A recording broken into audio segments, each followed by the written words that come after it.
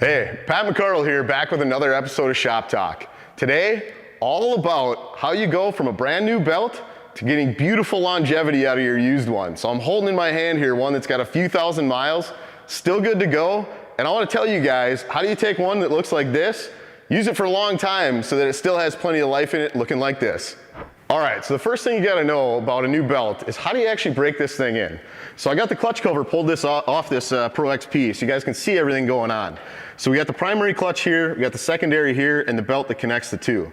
So the first thing we gotta understand about a brand new belt is that you actually need to match the angle of this belt to the angle of the sheaves on the clutch.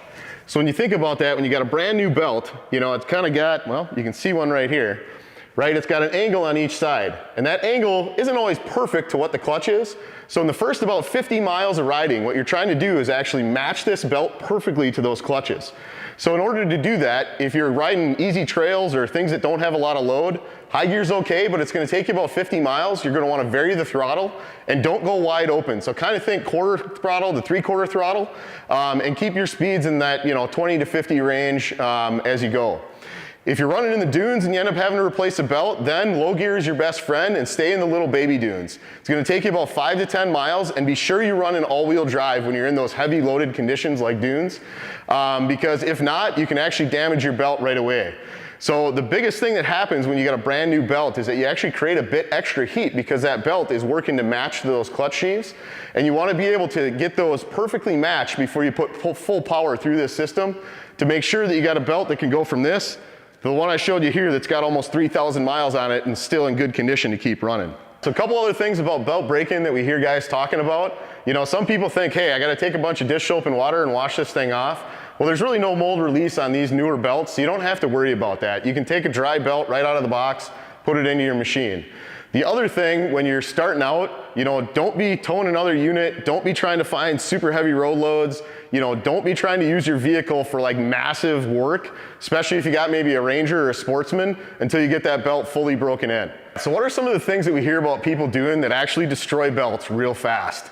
Well, the first one is not using low gear when you need it. So when you think you bought a brand new Razor, I'm going to load this thing on my trailer, best thing you can do, shift that sucker into low, put it in all-wheel drive, and actually get into the throttle enough to get the wheels rolling. So where we see a lot of people go wrong is they treat it like their truck that's got a torque converter. They ease into the throttle thinking they're actually taking it easy on their machine, but you're actually tending to hourglass or spin burn this belt. I'll show you what that looks like in a little bit. The next thing to think about is when you're sitting on a hill going up, don't use the throttle to hold it there, right? You wanna use the brake to hold it, and don't keep your engine revved to just into clutch engagement, so say, 17, 18, 1900 RPM, where your wheels aren't moving, but your engine's revved up off idle. That's a terrible plan, because it's gonna basically be hourglassing the belt right where the primary is trying to grab it as that engine's spooling up and that clutch is starting to pinch.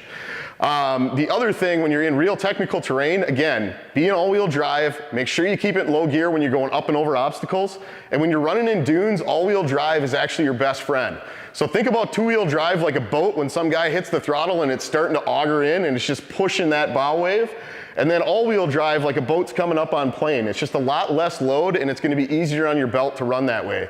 So anytime you see us running out in the dunes, we're almost always in all-wheel drive for that very reason, because we know we wanna keep belts in and not have to pull over to help our buddies change them all the time. So what are some things you can do to actually extend the belt life, that aren't just bad areas that you're thinking of? So we talked a little bit about it, but how you engage this belt properly is you actually get into the throttle hard enough to get the wheels of the vehicle moving. So don't just ease into your throttle thinking like, oh, it's like my car, I'm just gonna baby it along. No, you actually wanna push that throttle hard enough to get the whole vehicle to engage the belt and start moving, so that way you don't hourglass the belt. The other things when you think are throttle control in different environments. So, if you're in sand, if you're in mud, again, if those wheels are stuck, you gotta get into the throttle enough to get them spinning versus just having them stay still. And if you're going slow speeds, shift into low because you're gonna get better gear ratio advantage through the transmission versus putting it all through the belt. Another thing when you're sitting on a hill, if you're pointed uphill and you're worried about that vehicle rolling back, again, you don't really want to hold the brake and get into the throttle kind of at the same time, but you want to hold the brake with your left foot enough that you can get into the throttle as you're releasing the brake so that your machine takes off going up instead of rocking backwards first, because that's going to put more load into the belt as you get going in that condition. I think another good tip for people is if you got a trip coming up and you want to have a spare belt handy, don't just take one out of the box. Actually take your belt, put it on your machine, go through that 50-mile break-in. That way you got a belt that's perfectly matched to the clutch sheaves, so it's ready to go when you need it, if you ever got to swap it out. And another tip to think about is you see how you can see Polaris and the part number across the top of the belt here? You always want to install it so you can read that from the outside of the machine. That way when you take your used belt off and go to put it back on, you don't accidentally spin it around. So if you just remember, read it from the top down from the outside, you always get the belt back in the same way it came off. So great practice there for anybody thinking about belt swaps. All right, so the other thing you gotta know, after you've been running hard, going for long pulls, or maybe you've been climbing Oldsmobile Hill out in Glamis for a while, you end up getting a lot of heat in your belt. So one of the best things you can do is actually shift that sucker to low gear and go run for a mile or two at a moderate pace. Because in low, your clutches spin faster, so you're gonna get more airflow through. It's gonna pull the heat from the belt into the clutches, from the clutches into the air, and exhaust it out. Another thing I like doing and telling people too, especially if you're running real high load environments like the dunes, is actually when you're done riding, throw that thing in park. Actually, while you're working on taking your gear off, just lightly rest your foot on the throttle, rev it up to about 3,000 to 4,000 RPM. It doesn't need to be super fast, but enough to engage and get that belt spinning. And do that for about a half a minute. So think of it as the amount of time it takes you to pull off your helmet and goggles, take your gloves off, undo your seat belt or harness, and step out of your machine. And then just let the engine idle until the cooling fan kicks off, and then everything's kind of at the lowest temp it can be, because there's always a bit of heat soak that occurs after you park while all the heat that's in the bottom of the motor kind of works its way up. So that's another easy thing you can do to extend your belt longevity versus just jamming it in park, turning off the key, and letting that belt get hot where it contacts the clutches.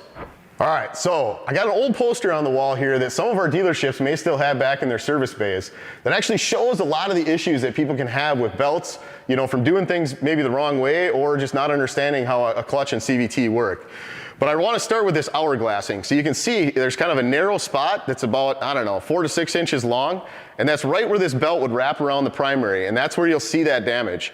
And the things that will happen that you'll notice if you ever do this condition that we mentioned earlier, where you're revving the engine without the wheels spinning, is that your machine will kind of stutter or jerk on takeoff. So when you get into the throttle, it'll feel like you're going go, go, go, go, go, go, go. And that's because your clutches are trying to react to that narrow spot in the belt. So easy fix, swap a belt, break a new one in, that'll take care of that. Glazing, the next one here, we do also see if people get contamination. So, if you end up getting any oil or, you got a belt that's just way beyond its service life, it'll start to get real shiny and it'll start to get real skinny from that belt slipping across the whole length of the belt. Easy one there is figure out why you got oil in that area. Make sure you fix that first, then swap your belt and move on with your day. Broken belts and disintegration are probably the other ones that aren't, maybe as common, but we end up seeing. And really, like this disintegration or a broken belt, a lot of times this broken belt is often going to be from like a shock load. So maybe you're going from a looser terrain to one that's got way more traction, and that driveline takes a big impact load. This isn't as common with our newer belt technologies, but disintegration, you'll see people that run into this when their belts just let go. And a lot of times you'll get this when you don't have a proper break-in and your belt's running too hot, and you keep pushing it hard, and maybe you don't follow some of those best practices I talked about. So now we're gonna jump back and I'm gonna show you how to swap out a belt and how easy that is. All right, so real quick, what are the tools you need to actually get at your clutch and belt, and what do you need to be able to swap it out? So your razor should come with a toolkit that looks about like this, and inside there's 3 handy tools that you're gonna want. The first one looks like this. It's basically an 8mm nut driver on one end with a square drive on the other. The second is this bent handle that's a square drive, so you can get low torque, high speed this way, or higher torque, lower speed this way. And then this little jobber that's a 90-degree bent threaded tool, that this is actually what's used for spreading out your driven clutch. So the way these work, pretty simple. You slide these 2 tools together, that gives you a nut driver. That perfectly fits the bolts on your clutch cover here. And it also fits the hose clamps that go on this big duct that I already removed that you can see right here. So pretty simple operation there, but you can use that for removing this duct. So once you get all the bolts loose on your clutch cover, nice thing here on this Pro, they don't come out, so you just pop your clutch cover out of the way. Then that's where this tool really comes in handy. So as you go, you'll see one spot that's threaded on your driven clutch here. And what you do, this takes a minute or two, and I'm clearly not left-handed, so this might be a little awkward. But you just start threading this in, and eventually it'll start getting a little more tension to it. And as we keep twisting this thing in, what you'll start to see is that this belt is gonna start dropping down in this secondary clutch. And as we go, the goal here is basically to loosen this clutch up enough that we can get enough clearance to slip that belt right out. Now, a lot of people will drive this thing until it completely stops. You wanna just be careful that you don't, twist it down and kind of over torque the tool. You just generally need to get it loose.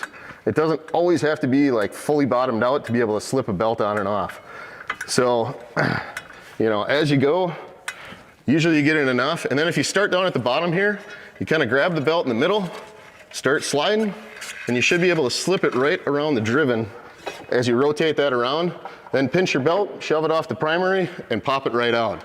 So pretty simple operation. And then reinstallation is the exact opposite. So, pinch your belt to slide it over the primary. Make sure you get it all the way around the top and the bottom.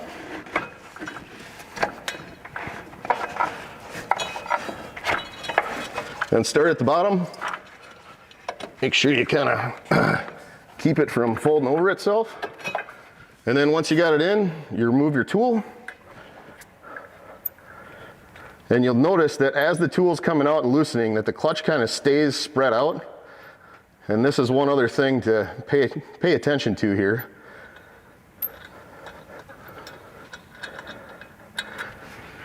Is that once you get that tool fully removed, you want to take your driven clutch and just spin it a few times. And that'll actually help it clamp back in and get that belt riding back where it belongs. All right, so another pro tip, if you ever got a machine that's getting really hard to shift when the engine's running, but it's pretty easy to shift when the engine's off, when you're down in here looking at your clutches, grab your smartphone, put it in camera mode, right? Basically so you can see a live camera view. And then when the engine off, what you want to do is slide that in between the clutches so that you can see where that belt's riding between the two sheaves. And you'll see here that I can see daylight on both sides of the belt. That's telling me that I've got a properly aligned belt on this machine. If it was biased toward either side of the clutch, basically what you got to do is pull this bolt off the secondary, and there's a couple shims below here, and you either got to add or remove the shim to be able to offset that driven to line that belt back up perfectly. So pretty simple thing to do. Any phone in your pocket's going to be able to help you out there, but that's a good thing to know. As far as carrying a spare belt goes, there's a few spots in the vehicle you can do it. A lot of guys will shove it like behind the seat. On these Pros, it's kind of nice. There's a storage cubby right on the passenger floor that holds the belt really well. One of the things you want to avoid when you're carrying a belt, you'll see a lot of old snowmobilers will take them and twist them up like this so they're all jammed up. That's not actually a very good idea because it can cause them to crack when you shove it in a spot over time. So generally you want to try and keep your belt, as round as you can, or maybe, down in a location like this. So yeah, overall, make sure you follow your owner's manual when you go through this stuff, but it's not hard to do.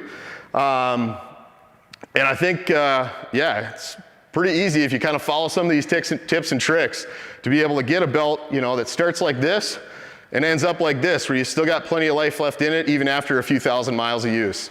We talked about hourglassing. Here's what's not to do.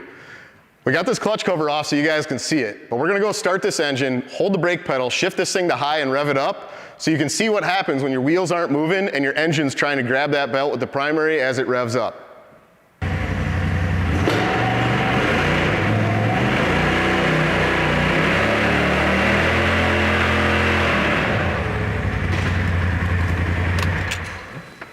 If you look in this zone right here, you can see where the belt's been damaged, and this is really from revving the engine without the wheels spinning.